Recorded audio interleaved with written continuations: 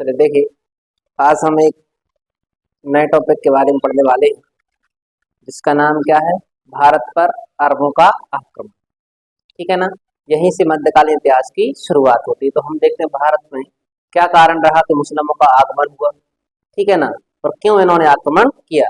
देखिए क्या है कि बिना कारण कोई भी आपसे लड़ाई नहीं लड़ता है, ना तो बिना किसी कारण आपका कोई दोस्त बनता है, ना बिना कारण आपकी किसी से दुश्मनी होती है। ठीक है ना। तो अब हम देखते हैं कि क्या कारण था कि अरबों ने भारत पर आक्रमण किया।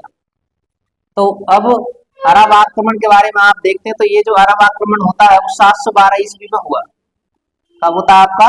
712 ईस्वी में हुआ। पहले इसकी थोड़ी सी अपन रूपरेखा समझते हैं।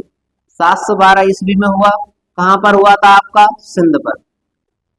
कहां पर आक्रमण हुआ आपका? सिंध पर आक्रमण हुआ। ठीक है ना। अब जब सिंध पर आक्रमण होता है तो इस समय सिंध का शासक कौन था? तो जो सिंध का जो शासक था उसका नाम था दाहिर। कौन था? दाहिर। अब जब दाहिर था तो आक्रमण करने वाला भी कौन होगा? तो आक्रमण किसने किया था? तो आक्रमण करने वाला था जिसका नाम आपने सुना है, मोहम्मद बिन कासिम। क्या नाम था इसका? मोहम्मद बिन कासिम। ठीक है ना। नॉर्मल सी डेट है जो आप पढ़ते रहते हैं कि अरब आक्रमण करने वाला कौन था? मोहम्मद बिन कासिम था। कब किया था? 712 ईस्वी में किया था। और कहाँ पर किया था? सिंध पर किया था। सिंध का शासक कौन था आपका? दाहिर था। ठीक है ना। अब आक्रमण का कारण क्या था पहले अपन उसके बारे में समझते हैं। ठीक है ना। तो अरबों की, इतना लिख लिया था आपने? ऐसे लिखते चलना आप कि अपन इधर ही कहेंगे कि अरबों की इनका भारत पर आक्रमण करने का कारण, क्या कारण था कि इन्होंने भारत पर आक्रमण किया। तो देखिए, आक्रमण करने का जो सबसे बड़ा कारण था, तो आप देखिए कि इधर आपको पता है ये आपका ऐसा भारत है। ठीक है ना। जिसको अपन भारत का कौन सा भाग बताते हैं? पश्चिमी भाग बताते हैं। कौन सा भाग है आपका? पश्चिमी। इधर से आपको पता है जिस समुद्र लगा हुआ है, क्या लगा हुआ है आपका? समुद्र लगा हुआ है, जिसको अरब सागर बोलते हैं। ठीक है ना। और यही है आपका पंजाब, सॉरी गुजरात। गुजरात के इधर से सिंध प्रांत यानी पाकिस्तान लग जाता है, और इधर कौन सा लग जाता है आपका? अरब देश लग जाते हैं। ठीक है ना। तो क्या हुआ कि जो श्रीलंका के शासक थे, कहाँ के शासक थे आपके? इधर कौन सा देश है आपका? श्रीलंका। तो श्रीलंका के जो शासक थे उन्होंने अपना एक जहाज कहाँ भेज रहे थे? वो आपके अरब। ठीक है ना। जब वो अरब भेज रहे थे तो इनका जहाज जा रहा था बेचारों का। देखिए व्यापार होता है तो एक देश से दूसरे देश सामान खरीदता ही खरीदता है। और जैसे ही ये जहाज यहाँ पर पहुंचा, ठीक है ना, इस जगह का नाम था देवल पट्टा। क्या नाम था आपका? देवल पट्टा। यहाँ पर क्षेत्र कौन सा पड़ता है आपका? सिंध। ठीक है ना। देवल पट्टा में जो यहाँ के लुटेरे थे उन्होंने उस जहाज को क्या कर लिया? लूट लिया। इतना समझ में आया? अब लूटने के बाद इनको पता पड़ा कहीं अपना माल चोरी हो जाएगा, पर पता तो पड़ेगा कि नहीं पड़ेगा। इनको पता पड़ता अरब के जो शासक थे, ठीक है ना, वहां का गवर्नर और वहां का जो खलीफा था उनको पता पड़ा। उन्होंने लेटर जारी किया किसको? सिंध के शासक को। और सिंध के शासक का नाम क्या था आपके? दाहिर। अब दाहिर राजा है, थोड़ा अपने ईगो में रहता था। उसकी दो दो पत्नियां थी। कितनी पत्नियां थी? दो पत्नियां थी। मजे में रह रहा था बेचारा। एक का नाम था रानी देवी, दूसरे से लाडो देवी। बड़ा लाड में डूबा हुआ था। और उन्होंने कहा कि भाई, इनने पत्र लिखा और उससे कहा कि आप कार्यवाही करो, हमारा माल जो है वो छुड़वा दीजिए आप। तो उस पर जो दाहिर की कोई प्रक्रिया नहीं थी। उन्होंने दो तीन बार बोला कि आप छानबीन करिए, सिपाहियों को भेजिए, हमारा माल क्या हो जाए? वापस हो जाए। तो उस पर दाहिर का कोई रिस्पॉन्स नहीं रहता। और आखिरी में अब जो इधर का खलीफा था, कौन था? खलीफा। उसको गुस्सा आ जाता है। गुस्सा आने के बाद वो आपका आदेश जारी कर देता है गवर्नर को, और गवर्नर आदेश दे देता है मोहम्मद बिन कासिम को कि आप जाकर उन पर आक्रमण कर दिया। तो आपसे अगर कोई रीजन पूछे तो आप बता देना कि इन्होंने उनके जहाज को पहले लूटा था। ठीक है ना। अब बताइए रीजन तो है कि नहीं लड़ाई लड़ने का। अगर ये मान लो उन पर कार्यवाही लूट गया वो बात एक अलग, राजा को तो कार्यवाही करनी चाहिए थी कि नहीं करनी चाहिए, ये कारण उसका रहा। तो कारण आपका क्या कहोगे, जहाज का लुट जाना, जहाज का लूटना। अगर पूछा जाए कि बताइए भारत पर अरब आक्रमण का कारण क्या था, जहाज का लूटना। इतना क्लियर है। आप देखिए अब हम आगे देखते हैं। तो जो आपके सिंध के शासक थे, कहाँ के शासक हैं आपके, सिंध के शासक। अब बताइए दोबारा से कौन थे सिंध के शासक, जिनका नाम था दाहिर। क्या नाम है, दाहिर। अब जो दाहिर है, दाहिर भाई साहब की दो पत्नियां हैं। कितनी पत्नियां हैं, दो। एक का नाम क्या था, रानी देवी। क्या नाम है, रानी देवी। और दूसरे का नाम है लाडो देवी। क्या नाम है, लाडो देवी। एक है रानी देवी, दूसरी कौन है आपकी, लाडो देवी। और रानी देवी की भी दो पुत्रियां हैं। क्या है इनकी दो पुत्रियां, उनके नाम आपको याद रखना, क्या नाम थे उन दो पुत्रियों के। एक का नाम था सूर्या देवी। क्या नाम था, सूर्या देवी। और दूसरे का नाम था परमल देवी। ये कौन थी, इनकी दो पुत्रियां थी। ठीक है ना। ऐसी जानकारी हमें मिलती है। और अब क्या होगा, अब लड़ाई होगी। ये हमने किसके बारे में देख लिया, दाहिर के बारे में देख लिया। अब दाहिर और अरबों के बीच में लड़ाई होती है। और उस युद्ध का नाम था, आपका नाम लिख लेना, रावर का युद्ध हुआ। कौन सा युद्ध हुआ आपका, रावर का युद्ध।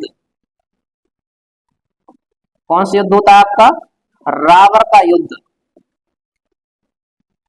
रावर का युद्ध हुआ किस किस के बीच में, तो आप बताओगे दाहिर वर्सेस कौन था आपका, तो आपने नाम सुना है मोहम्मद बिन कासिम।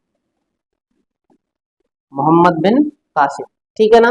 मोहम्मद, अब आपसे वेरी इंपॉर्टेंट क्वेश्चन, मोहम्मद बिन कासिम को भेजा किसने, मोहम्मद बिन कासिम को भेजा किसने था, तो आप बताओगे ईरान के गवर्नर। किसने भेजा था, ईरान के गवर्नर। अब आप कहोगे ईरान के गवर्नर का कोई ना कोई नाम होगा, है ना। तो उनका नाम था अल हजाज। क्या नाम था, अल हजाज ने इनको भेजा था। और अगर आपसे पूछ सकते हैं ईरान का खलीफा कौन था, ईरान का खलीफा था जिनका नाम था वालिद। कौन थे आपके, वालिद। इतना क्लियर है। ईरान का गवर्नर कौन है आपका, अल हजाज। और वहां के खलीफा कौन है, वालिद। इन्होंने आदेश दिया किसको, मोहम्मद बिन कासिम को, कि तुम जाओ और जाकर किस पर आक्रमण कर दीजिए आप, सिंध पर।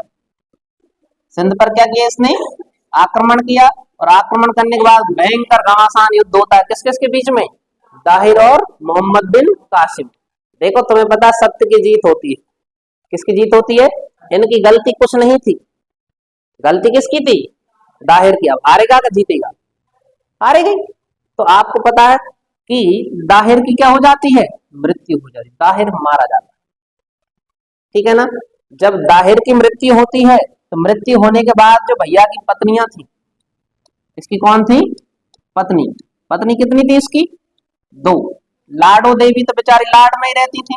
उन्होंने कहा कि अब लाड करने वाला ही नहीं बचा तो अपन निकल लो यहां से। समझ में आ रहा है कि नहीं। तो लाडो देवी भाग जाती, लाडो देवी क्या हो गई, लाडो देवी भाग गई। लेकिन अब दो डोले एक से तो होते नहीं है। तो रानी देवी थी, कौन थी आपकी, रानी देवी। रानी देवी ने बहुत समय तक संघर्ष किया। मतलब इन्होंने क्या किया, संघर्ष। संघर्ष मतलब लड़ाई लड़ी। लेकिन आपको पता जब उनके पति को नहीं छोड़ा तो इनको छोड़ देंगे, ये जीत जाएंगे, नहीं जीते। और अंततः जी हार जाती है। और हारने के बाद इन्होंने आत्मसमर्पण नहीं किया, इन्होंने क्या किया था, सती व्रत धारण कर लिया था। कौन सा व्रत धारण कर लिया था, सती व्रत धारण किया। तो आपसे पूछेंगे कि भारत के मध्यकाल में सती व्रत धारण करने वाली पहली महिला कौन, तो उनका नाम क्या था, रानी देवी। यानी इन्होंने कौन सा व्रत धारण कर लिया आपका, सती व्रत धारण किया। ठीक है ना। कौन सा व्रत धारण कर लिया है, सती व्रत धारण कर लिया, ऐसा प्रथम प्रमाण मिलता है मध्यकालीन भारत। ठीक है ना, तो मध्यकालीन भारत का प्रथम प्रमाण।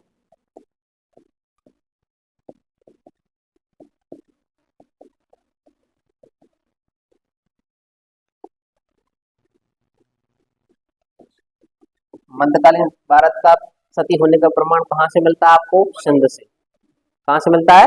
सिंध। रानी का नाम क्या था आपकी? रानी देवी। और वहां के राजा कौन थे आपके? दाहिर। ठीक है ना। किसके कारण उन्होंने जौहर किया था? तो उसका कारण था, या जिसको सती व्रत धारण किया था, वो किसके आक्रमण के कारण? मोहम्मद बिन कासिम के कारण। ठीक है ना। अब क्या होता है, जो रानी देवी ने संघर्ष किया, इन्होंने भी सती व्रत धारण कर लिया है। अब बच गई इनकी दो बेटियां। कितनी बेटियां बच गई? दो थी, जिनका नाम क्या क्या था आपका? सूर्या देवी और परमल देवी। तो इनकी जो दो बच्चियां थी, क्या नाम था उसका? सूर्या देवी, और एक और कौन है आपकी? परमल देवी।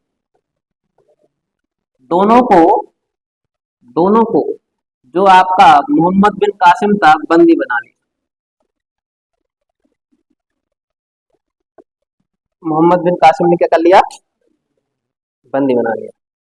और वो कहता है कि अगर मान लीजिए कि मैं इनको अपने खलीफा यानी वालिद के सामने प्रस्तुत करूंगा, तो मुझ पर खुश हो जाएंगे। कैसे हो जाएंगे? खुश हो जाएंगे, ऐसा उसने सोचा था। ठीक है ना। अब देखिए, जब उसने सिंध पर विजय प्राप्त की, किसने? कासिम ने सिंध पर विजय प्राप्त करने के बाद जजिया कर लगाया। जजिया कर लगाया।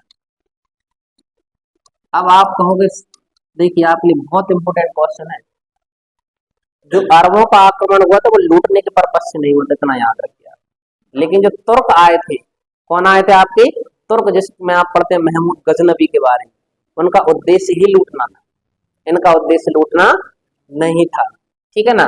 तो कासिम ने सिंध पर विजय प्राप्त करने के बाद कौन सा कर लगा दिया? जजिया कर लगा दिया।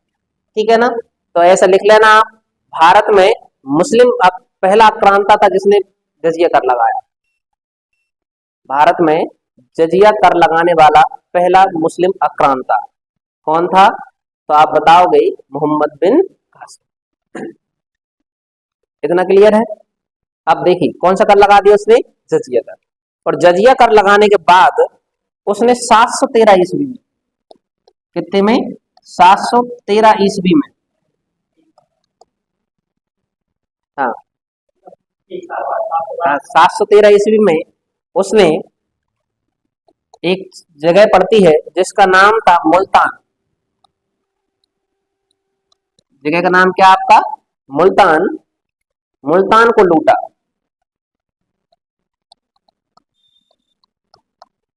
मुल्तान को लूटा, और लूटने के बाद लूटने के बाद इसका नाम बदला। इसका क्या बदल दिया? नाम बदल दिया। मुल्तान का क्या नाम रखा गया? तो भैया ने देखो कितना अच्छा नाम रखा, तो उसका नाम था सोननगर। क्या नाम था इसका? सोननगर नाम रखा गया। क्या नाम रखा गया था आपका? सोननगर नाम रखा गया।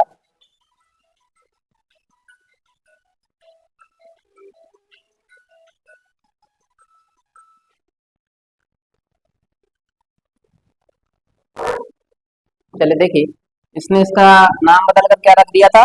सोननगर, जिसको एक और भी कहते हैं सोने का नगर भी कहते हैं। क्या कहा गया था? सोने का नगर भी कहा गया। सोने का नगर किसको कहा गया आपका? तो जिसका नाम क्या था? मुल्तान। मुल्तान का नाम बदल दिया उसने। ठीक है ना। जजिया कर लगा दिया है उसने। ठीक है ना। अब वेरी इंपोर्टेंट क्वेश्चन लिखिए, इसने भारत में दिरहम नामक सिक्के चलाए। हाँ, इसने भारत में, भारत में बोले तो सिंध में, है ना। इसने भारत में दिरहम नामक सिक्के चलाए। इसने भारत में दिरहम नामक सिक्का चलाया। ठीक है ना। अब वेरी इंपोर्टेंट क्वेश्चन पूछा जाता है, बताइए अरबों का भारत में क्या उद्देश्य, सॉरी अरबों के द्वारा भारत में क्या देन है उनकी। जैसे अपन कहते हैं अंग्रेजों की देन क्या थी भारत के लिए, ऐसी अरबों की क्या देन थी भारत के लिए। ठीक है ना। तो आप कहोगे भारत को अरबों की देन, अरबों की देन, तो इनमें लिख लेना आप, यहीं से आए थे आपको ऊंट पालन, ऊंट का पालन। तो हम देखते हैं ऊंट पालते हैं भारत में। ठीक है ना। दूसरा इधर से आई थी खजूर की खेती, काय की खेती आई थी आपकी, खजूर की। दो इंपोर्टेंट क्वेश्चन है, अरब से ही क्या क्या आया आपके, ऊंट पालन आया, यानी ऊंटों को लेकर आए थे वो अपने साथ। ठीक है ना। और क्या आया था, खजूर की खेती।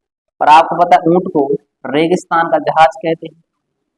क्या कहते हैं अपने इसको, रेगिस्तान का जहाज। ऊंट को क्या कहा जाता है, रेगिस्तान का जहाज कहा जाता है। अब देखिए कि जो आपसे पूछ सकते हैं पंचतंत्र, एक किताब कौन सी आपकी, पंचतंत्र। पंचतंत्र का अरबी भाषा में अनुवाद, अरबी भाषा में अनुवाद होने के बाद इसका नाम, इसका क्या नाम पड़ा था। तो आप कहोगे कालिला बादिला, ऐसे लिख लेना, कालिला,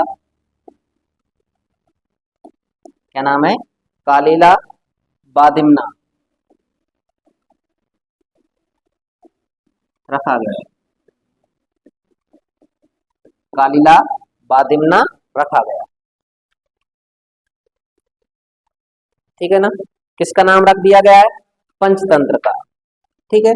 और आपसे पूछ सकते हैं कि अरब आक्रांत अपने साथ और क्या ले गए, तो अरब अपने साथ, अरब आक्रांता अपने साथ गुप्त काल में रचित, गुप्त काल में रचित, गुप्त काल में रचित, जिसका नाम था ब्रह्म सिद्धांतिकी।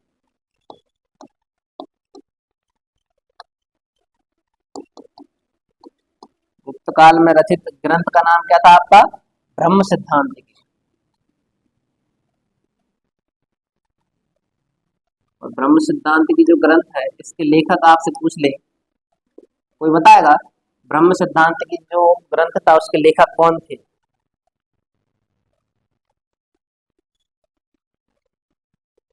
ब्रह्म सिद्धांतिकी ग्रंथ है, उसके लेखक हैं ब्रह्मगुप्त। क्या नाम है उनका, ब्रह्मगुप्त। ठीक है ना। और इसको ले जाता है, ले जाने के बाद इसका अरबी भाषा में अनुवाद, अरबी भाषा में अनुवाद। देखिए एक चीज जरूर याद रखिए आप, क्यों ट्रांसलेट करना है, भैया उन्हें हिंदी भाषा समझ में भी तो आना चाहिए भारत, समझ में आ रहा है कि नहीं।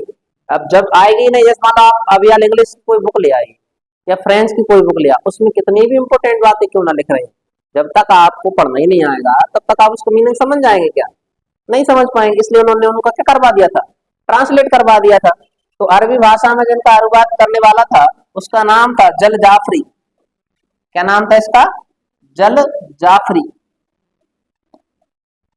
जल जाफरी ने इसका कैसा अनुवाद करवाया था आपका, तो इसने अरबी भाषा में अनुवाद कर दिया, किसका, ब्रह्म सिद्धांत की। ब्रह्म सिद्धांत की किसकी किताब थी आपकी, ग्रंथ था ब्रह्मगुप्त का। ठीक है ना।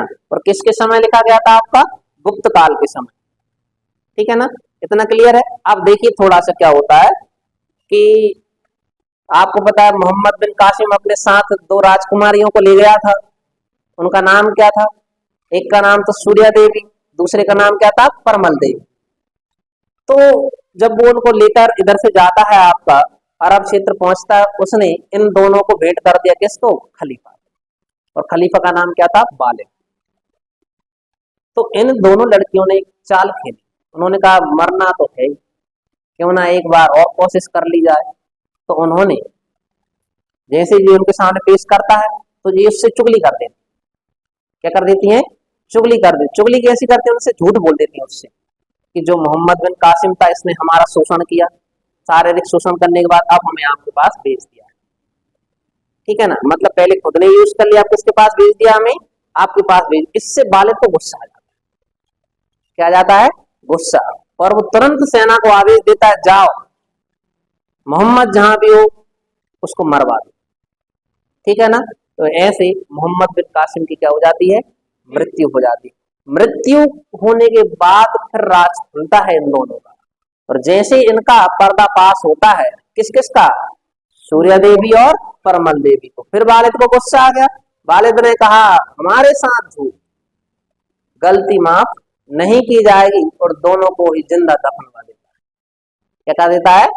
दोनों को जिंदा दफनवा देता है। कौन? वालिद। ऐसे आपका अरब का इतिहास था, जो अरब आक्रमणों का, वो आपका पूरा होता है। एक ही व्यक्ति आया था जिसने आक्रमण किया, उसका नाम क्या था? आपका मोहम्मद बिन कासिम। अब हम नया टॉपिक पढ़ेंगे जिसका नाम था तुर्क आक्रमण। हेडिंग डाल लीजिए आप, कौन सा? अपना तुर्क आक्रमण।